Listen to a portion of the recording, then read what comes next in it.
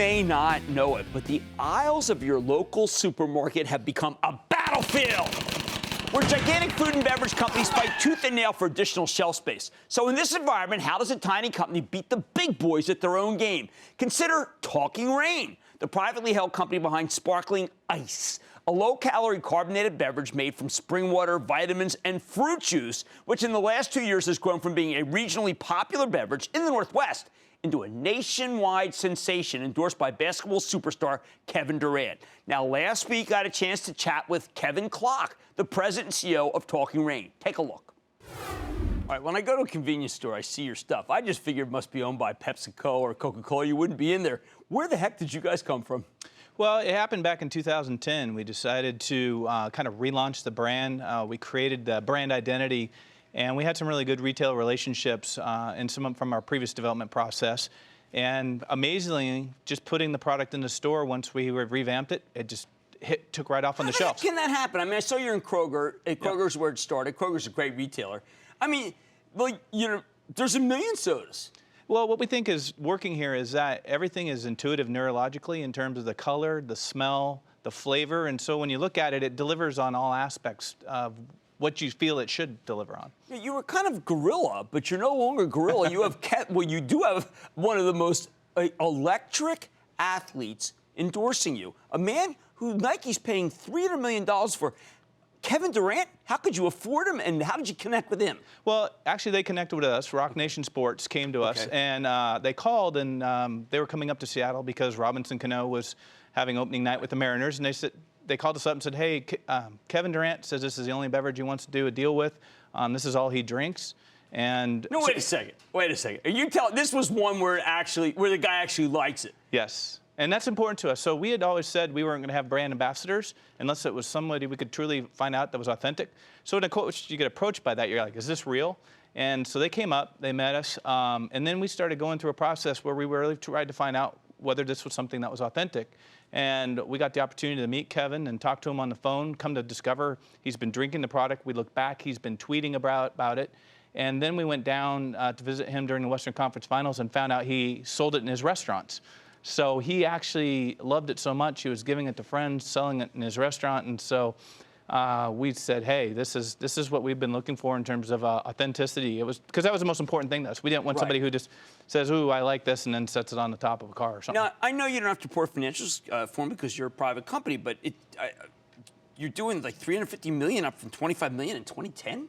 Yeah, so it's been a very rapid rise. The retailers have been great, supportive. You know, it helps that the product has been selling itself. It was organically grown, and back in 2011, we made a decision to go after our top 40 retailers and landed 39 of them in one selling season, and so it boomed pretty fast. All right, no, it's not all done in fair weather. You should tell people this was not your first iteration, because I think people say, well, you know what, this guy just got lucky like this, but it didn't start like that. Right? No, in fact, actually, the brand's been around since 1992, and it started out in a beautiful bottle, high fructose corn syrup, a lot of things maybe that wouldn't work today, and it's been through numerous iterations, and through the years, the company made a decision to go more towards zero and low calories back in the late 90s.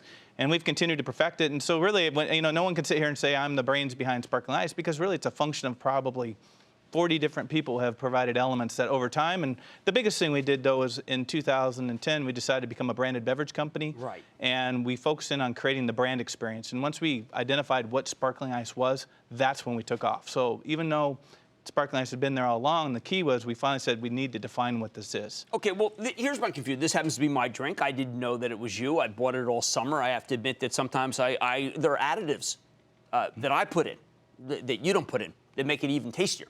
But this is a moribund category. The carbonated soft drink, I mean, I sit there, listen to PepsiCo, and it's like, well, we're growing a little bit. We're not slowing as much as the other guy, Dr. Pepper, Coca. This category is not supposed to be a growth category.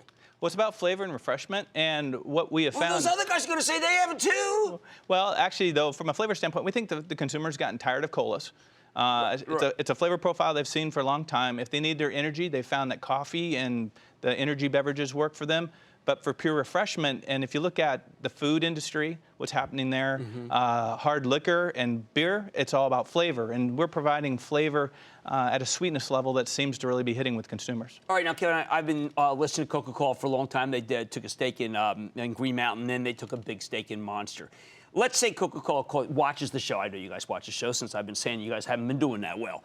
And they say, I want this guy, Kev. Get him on the phone, and we're going to buy 20% of his company. You game for that? Well, I think as a CEO, I owe it to our investors. Right. Don Klein and Larry Jasper are very successful businessmen, and it's because, they've always been smart and listened through the years. So I would owe it to bring any offer that comes to them. But they're having fun. There's not a huge rush for us. We're excited about what we're doing. And you like being private, don't you? I love being private. That's for sure. It certainly makes things much easier. We're getting to that scale, though. We're starting to push international, and those, to get global takes relationships. Even the big strategics in this country have international relationships because of this. It might be whatever goes on in those countries. So it could be international. That could be next. We are actually, we will make an announcement here shortly on some of our international business. So we are getting ready to go, and we're having fun. Well, congratulations. This is a huge hit. You have done a remarkable job. I really mean it. Okay, that's Kevin Klock, the president and CEO of Talking Rain Beverage Company. I've been drinking Talking Rain. I didn't even know about it. Stick with Cramer.